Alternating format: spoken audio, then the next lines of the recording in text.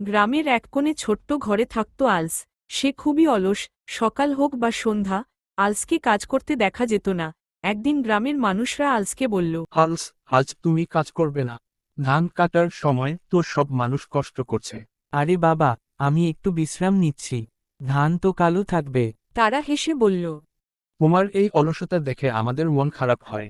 তুমি কি কখনো বুঝবে পরিশ্রমের মানে? হেসে, চাচা, মানে, আমি তো জীবনটা উপভোগ করছি। কিন্তু পরের দিন গ্রামের মানুষরা একটি পরীক্ষা করার সিদ্ধান্ত নিল।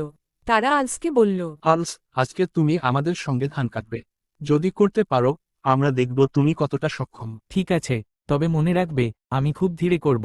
কাজ করতে করতে আলস ভাবল, ওহ, প্রকৃতি কি সুন্দর! ধানের মাঝে হাঁটতে হাঁটতে আনন্দ হচ্ছে, হয়তো এই কাজও মজার। দিন শেষে ক্লান্ত হলেও আলস খুশি। সে গ্রামের শিশুদের বলল, দেখো ছেলেরা, অলস থাকা ঠিক নয়, পরিশ্রম করলে নিজের জীবনই সুন্দর হয়। গ্রামবাসীরা অবাক হল। তারা আলসকে এখন শুধু ডাকল না, বলল, এখন তুমি শুধু আলস নও, তুমি আমাদের পরিশ্রমী আলস। আলস হাসতে হাসতে বলল, হ্যাঁ, আমি শিখেছি, পরিশ্রম ছাড়া জীবন শূন্য, আর কখনো অলস থাকব না।